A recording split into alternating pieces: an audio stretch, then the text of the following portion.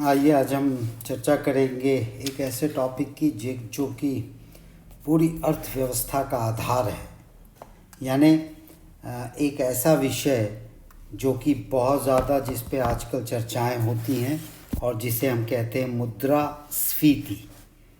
अगर मुद्रास्फीति की आप बात करें तो मुद्रास्फीति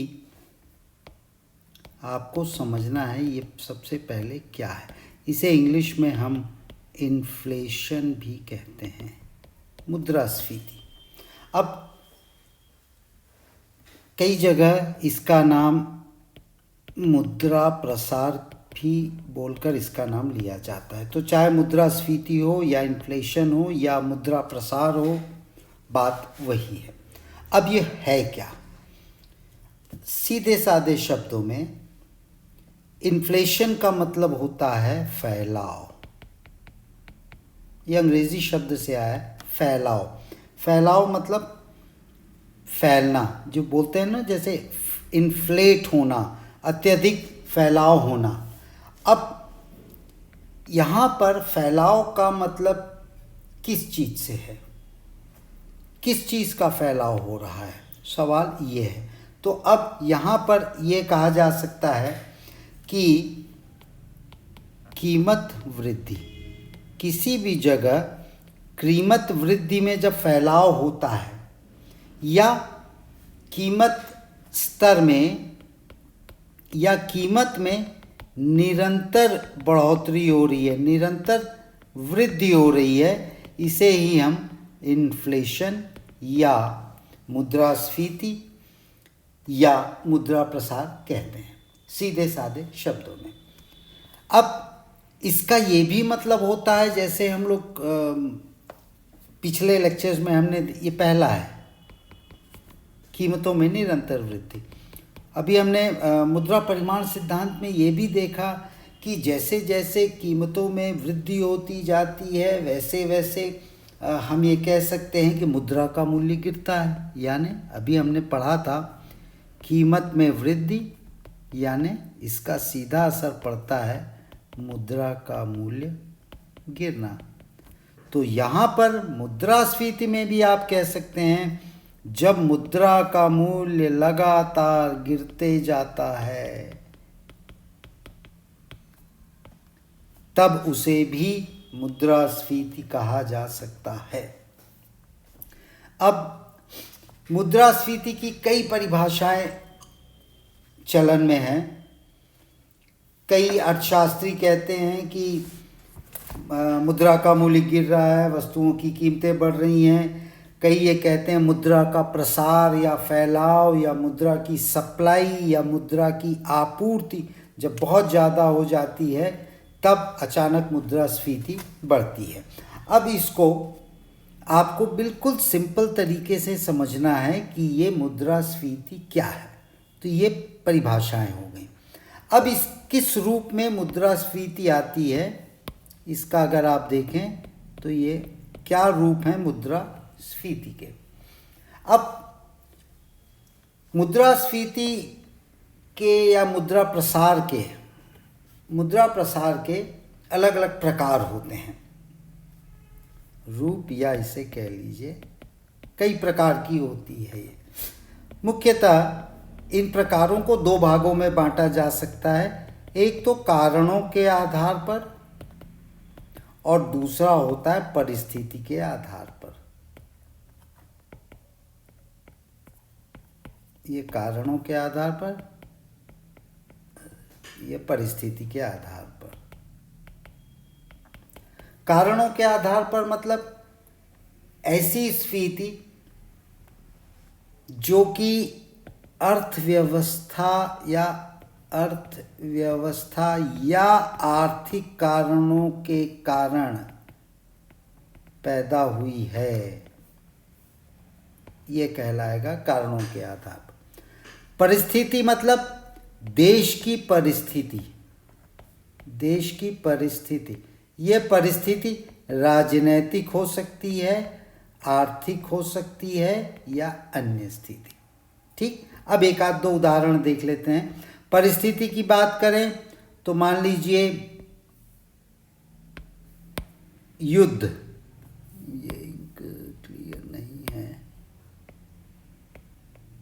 युद्ध काल, देश में युद्ध चल रहा है दो देशों के बीच में, तो अगर उस समय कीमतें बढ़ रही हैं तो उसे युद्धकालीन स्फीति कहा जाएगा। या युद्ध के बाद युद्धोत्तर स्फीति, पोस्ट वॉर इन्फ्लेशन, यानी युद्ध के बाद इसे कहा जाता है पोस्ट वॉर इन्फ्लेशन। युद्ध के बाद जो कीमतें बढ़ती हैं वो युद्धोत्तर स्फीति कहलाती है। ये परिस्थितियों के कारण होती है। पहली होती है आर्थिक कारणों से। आर्थिक मतलब कई इसमें होते हैं, जैसे एक होता है, यह भी हम आगे चर्चा करेंगे, खुली स्फीति। यानी खुली स्फीति का मतलब होता है कि ऐसी स्थिति जहां सरकार का नो कंट्रोल ऑफ गवर्नमेंट, सरकार का कोई नियंत्रण कीमतों पे नहीं रहता है, मूल्य वृद्धि पर कोई नियंत्रण नहीं है, कीमतें बढ़ती जा रही हैं, सरकारी नियंत्रण लग नहीं रहा है, तो ऐसी स्फीति को ओपन इन्फ्लेशन के नाम से कहा जाता है। एक और प्रकार की होती जिसे साख स्फीति कहते हैं। साख स्फीति यानी क्रेडिट इन्फ्लेशन। क्रेडिट इन्फ्लेशन, जब बाजार साख बैंक बहुत देने लगते हैं, साख यानी बैंक उधार दे रहे हैं, बैंक उधार देने से बहुत ज़्यादा नकद देश में फैल जाता है। अब इसको फैल जाता है, ऐसी स्थिति में इस स्फीति को साख स्फीति कहा जाता है। अब थोड़ा सा एक चीज़ आप समझिए कि ये स्फीति फैलती कैसे है। ये सबसे इम्पॉर्टेंट है, अगर आपने इसे समझ लिया तो आगे क्लियर हो जाएगा। अब मान लीजिए ये देश में है पैसा, ठीक है, खूब पैसा है लोगों के पास, ये बढ़ गया, ऊपर एरो मतलब बढ़ा, ये इसका नोटेशन मैं दूंगा वृद्धि और इसका कमी। अब पैसा बढ़ा तो लोगों की क्रय शक्ति, ये याद रखिएगा इस चेन रिएक्शन को, क्रय शक्ति भी बढ़ेगी, यानी मांग, भाई पैसा ज़्यादा है तो लोग ज़्यादा सामान खरीदेंगे। अब क्रय शक्ति बढ़ गई, मांग बढ़ गई, ठीक, तो किसी वस्तु की जब मांग बढ़ेगी, सीधी सी बात, तो उस वस्तु की कीमतें भी बढ़ती जाती हैं। ये प्रत्यक्ष संबंध है। अब यहाँ पर एक फैक्टर आता है पूर्ति। अगर ये मांग बढ़ गई है और तत्काल पूर्ति अगर यहाँ से हो जाती है तो कीमतें फिर स्थिर हो जाती हैं, तब कीमतों में यहाँ वृद्धि नहीं होगी। लेकिन अल्पकाल में ये पूर्ति संभव नहीं होती, इतनी जल्दी सप्लाई नहीं हो सकती, तो ऐसी स्थिति में ये कीमत बढ़ जाएगी। और जब कीमतें बढ़ती जाती हैं तो इसे ही हम मुद्रास्फीति का नाम देते हैं, ठीक। अब अभी हमने बात की साख स्फीति। साख स्फीति क्या है? साख में बैंक उधार दे रहे हैं, ये बैंक, ये मैं यहाँ नहीं नीचे लेता हूँ, ये साख स्फीति। बैंक खूब उधार बांट रहे हैं कम ब्याज दर पर, ये बढ़ा तो पैसा बाजार में खूब बढ़ गया, पैसा बढ़ने से क्रय शक्ति बढ़ गई, लोगों की क्रय शक्ति बढ़ने से मांग बढ़ गई और मांग बढ़ने से कीमत बढ़ गई। ये वही चीज़ आ गई। ये जो चेन है ये हर स्फीति का आपको कारण समझा देगी। उसी प्रकार कई बार क्या होता है कि साख स्फीति ये दूसरी हो गई। इसके बाद एक स्फीति होती है घाटा प्रेरित स्फीति, यानी डेफिसिट इन्फ्लेशन। इसमें क्या होता है, जब घाटा प्रेरित, घाटा क्या होता है, यानी सरकार की जब आय कम हो और व्यय ज़्यादा हो, ध्यान से समझिएगा, सरकार की आय कम हो, आय है 90 रुपया, ठीक है, और खर्च सरकार ने किया 100 रुपया। सरकार के पास आय 90 रुपया है और सरकार प्लान कर चुकी 100 रुपया खर्च करने का, ये 10 रुपया कहाँ से आएगा भाई? सवाल ये है। तो इसे कहते हैं डेफिसिट फाइनेंसिंग, हीनार्थ प्रबंधन। हीनार्थ प्रबंधन। ऐसी स्थिति में सरकार क्या करती है, ये 10 रुपये की व्यवस्था करती है। 10 रुपये की व्यवस्था कैसे करेगी? या तो 10 रुपये के नोट छाप देगी या 10 रुपये का उधार लेगी। ये दो ही काम करेगी सरकार। अब 10 रुपये के नोट छापेगी तो 10 रुपये के नोट कहाँ आएंगे? बाजार में। बाजार में आए तो क्रय शक्ति क्या हुई लोगों की? बाजार में आए तो बढ़ा, क्रय शक्ति बढ़ने पर मांग बढ़ी, मांग बढ़ने पर कीमत बढ़ी। यानी जो भी काम सरकार करती है जिससे नगद पैसा बाजार में फैलता है या नगद पैसा बाजार में आता है, वह कहीं न कहीं आपकी स्फीति लाएगा बाजार में। ये आपको ध्यान में अच्छी प्रकार से रखना है। अब इसके बाद हम देखते हैं मुद्रास्फीति प्रभाव। इसका क्या प्रभाव होता है अभी मुद्रास्फीति का? अब हम देखते हैं पहला इसका आर्थिक प्रभाव। ठीक, आर्थिक प्रभाव। अब इसमें हम पहला प्रभाव देखते हैं उत्पादन पर। अब क्या होता है, मुद्रास्फीति हुई, ठीक, अब वही चेन याद करिए, ठीक, उससे आपको हर जगह समझ में आ जाएगा। उत्पादन पर प्रभाव यानी पैसा बाजार में बढ़ा, मांग बढ़ी, मांग बढ़ने से कीमत बढ़ी।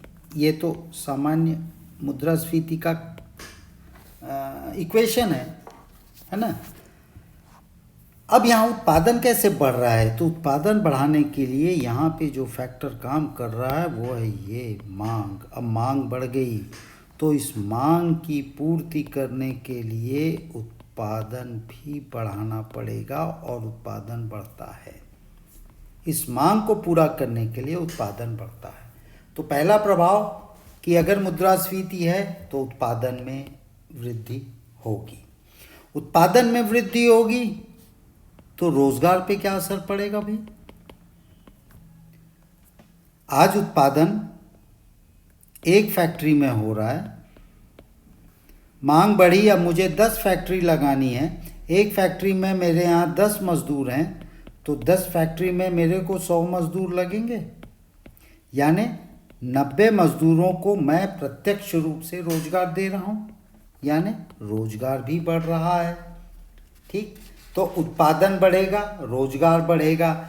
इसके बाद क्या होता है, पूरी आर्थिक क्रियाएं, आप ये समझिए कि आर्थिक क्रियाएं बढ़ने लगती हैं, इसमें मुद्रास्फीति में बढ़ने लगती। अब इसमें चूंकि लोगों के पास पैसा आ रहा है, ठीक, तो ये उत्पादन या आर्थिक प्रभाव में देख रहा हूँ, ये ए।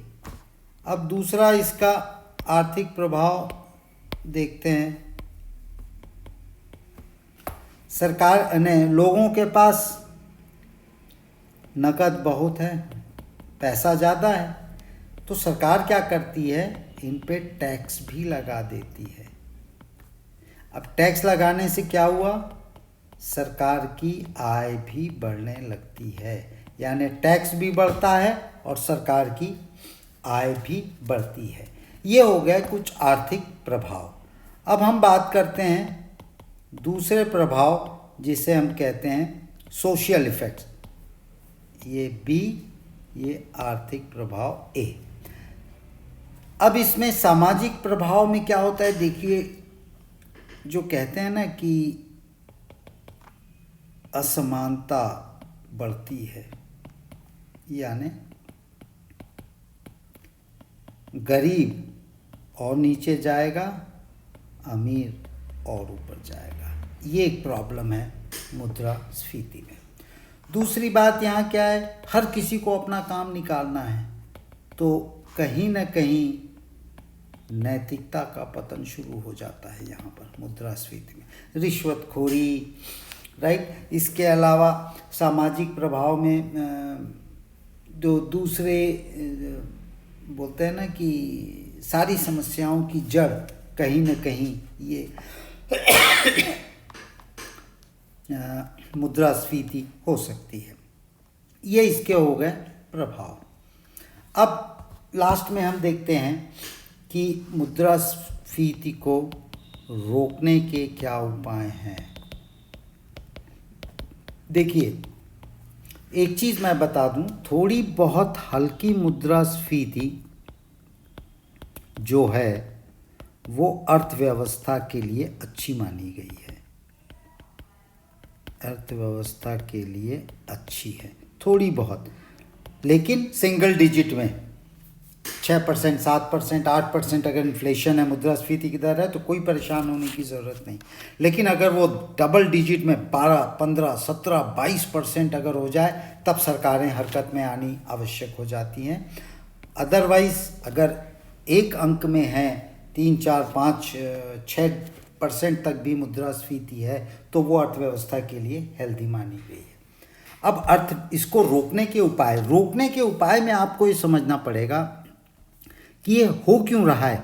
ये हो इसलिए रहा है क्योंकि मुद्रा का प्रसार बहुत बढ़ गया है, लोगों के पास पैसा आ रहा है।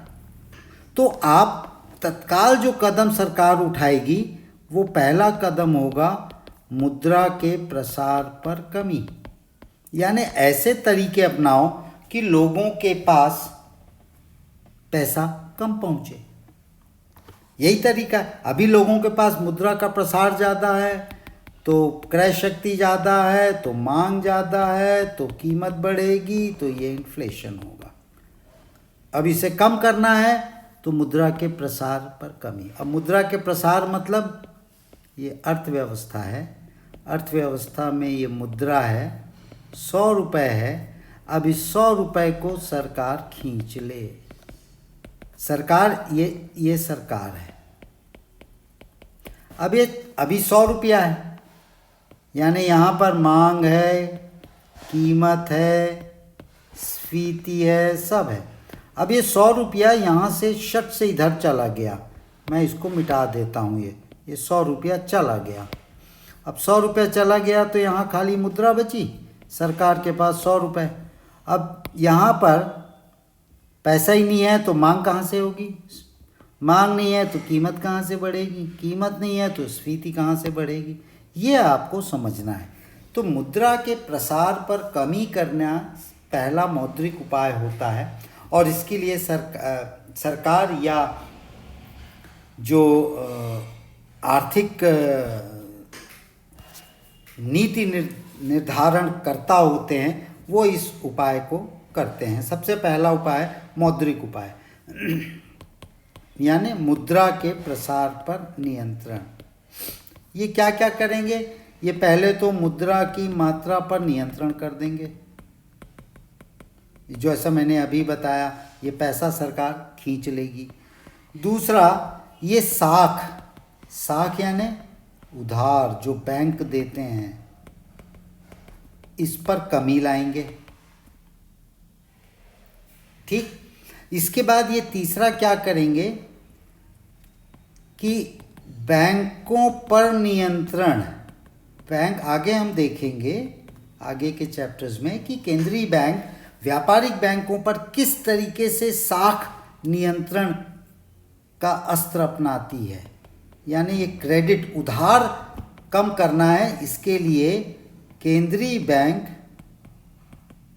अलग अलग तरीके अपनाती है व्यापारिक बैंकों पर। ये हम आगे पढ़ेंगे।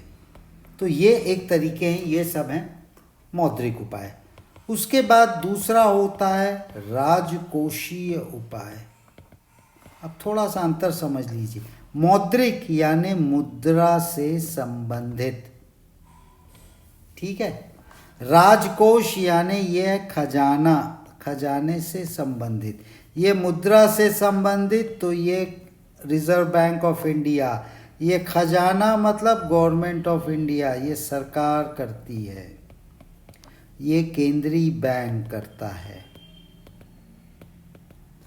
ठीक। मौद्रिक नीति और राजकोषीय नीति, फिस्कल पॉलिसी इसे बोलते हैं, और इसे बोलते हैं मॉनेटरी पॉलिसी। ये थोड़ा सा अंतर समझ लीजिए। अब इस पर क्या करती है सरकार? कर बढ़ा देगी। ये रिजर्व बैंक नहीं कर रहा है, ये गवर्नमेंट ऑफ इंडिया कर रही है, ठीक। सार्वजनिक ऋण, ये भी आगे देखेंगे क्या होता है। सार्वजनिक ऋण में बढ़ोतरी कर देगी, सार्वजनिक व्यय में कमी कर देगी, अपने खर्चे सरकार कम कर देगी, बचतों को बढ़ाने लगेगी, ठीक है। तो इस प्रकार सरकार मुद्रास्फीति को रोकने के राजकोषीय उपाय भी करती है। ये राजकोषीय उपाय और ये मौद्रिक उपाय। अब इसके बाद एक अन्य होता है, तीसरा अन्य उपाय। अन्य उपाय में आपका ये होता है कि भाई उत्पादन में वृद्धि करो, राइट।